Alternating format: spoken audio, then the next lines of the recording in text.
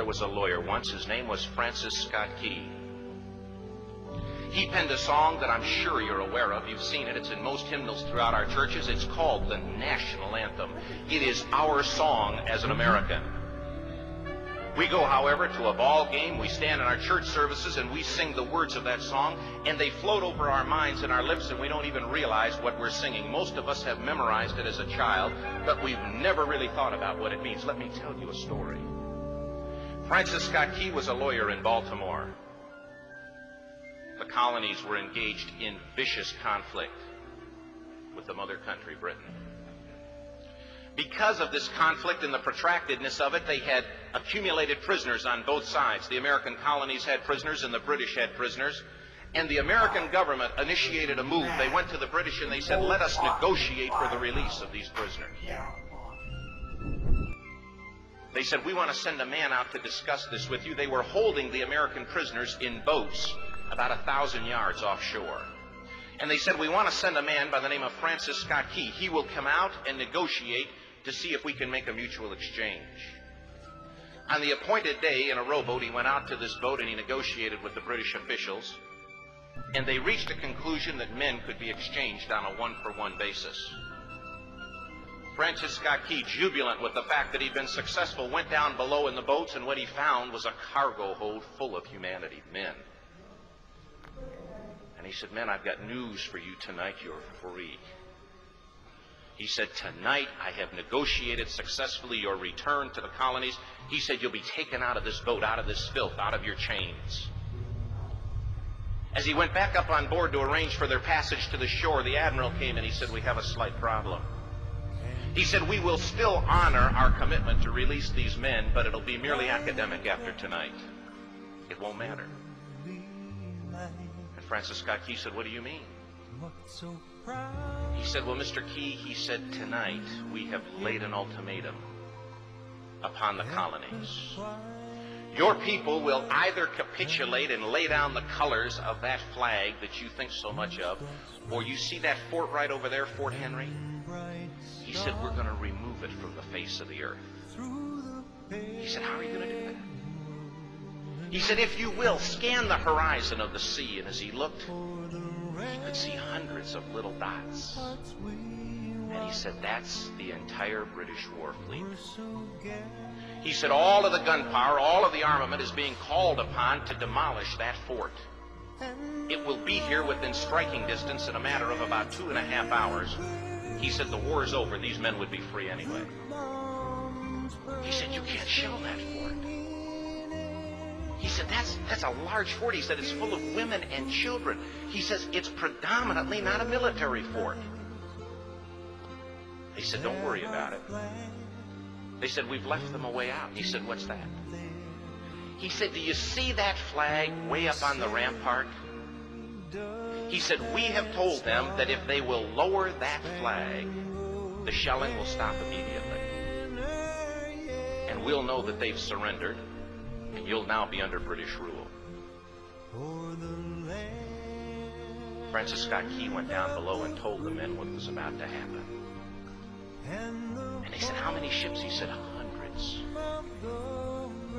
The ships got closer. Francis Scott Key went back up on top and he said, men, I'll shout down to you what's going on as we watch. As twilight began to fall, and as the haze hung over the ocean as it does at sunset, suddenly the British war fleet unleashed. He says the sound was deafening. There were so many guns that there were no reliefs. He said it was absolutely impossible to talk or hear. He said suddenly the sky, although dark, was suddenly lit. And he says from down below, all he could hear the men, the prisoners, saying was, tell us where the flag is.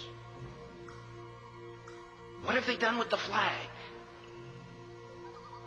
Is the flag still flying over the rampart? Tell us.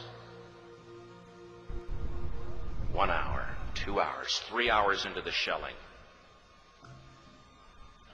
every time the bomb would explode and it would be close to the flag, they could see the flag in the illuminated red glare of that bomb, and Francis Scott Key would report down to the men below, it's still up.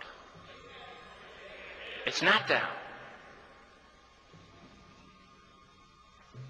The admiral came and he said, "Your people are insane." He said, "What's the matter with them?" He said, "Don't they understand this is an impossible situation?" Okay. Francis Scott Key said he remembered what George Washington had said. He said the thing that sets the American Christian apart from all other people in the world is he will die on his feet before he'll live on his knees. Dark side of the moon. The admiral said, "We have now instructed all of the guns to focus on the rampart to take that flag down." He said, "We don't understand something. Our reconnaissance tells us that that flag has been hit directly again and again and again, and yet it's still flying. We don't understand that." But he said, "Now we're about to bring every gun for the next 3 hours to bear on that point." Francis Scott Key said the barrage was unmerciful. All that he could hear was the men down below praying. The prayer, "God, keep that flag flying where we last saw it." Sunrise came. He said there was a heavy mist hanging over the land, but the rampart was tall enough. There stood the flag, completely nondescript, in shreds. The flagpole itself was at a crazy angle, but the flag was still at the top.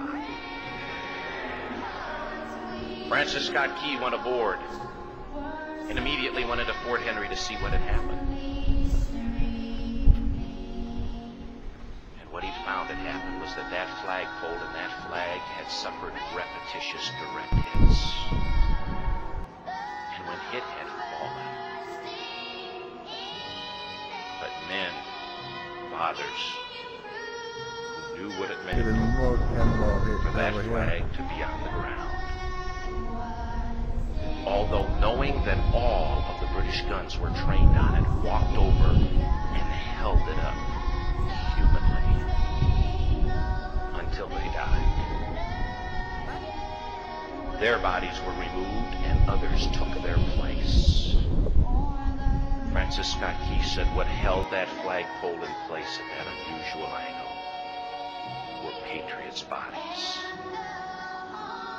He penned the song, "Oh, say can you see by the dawn's early light what so proudly we hailed at the twilight's last gleaming? Or the rocket's red glare, the bombs bursting in air, gave proof through the night that the flag was still there. Oh, say, does that star-spangled banner yet fly and wave o'er the land of the free and the home of the brave?" The debt was demanded. The price, it was paid.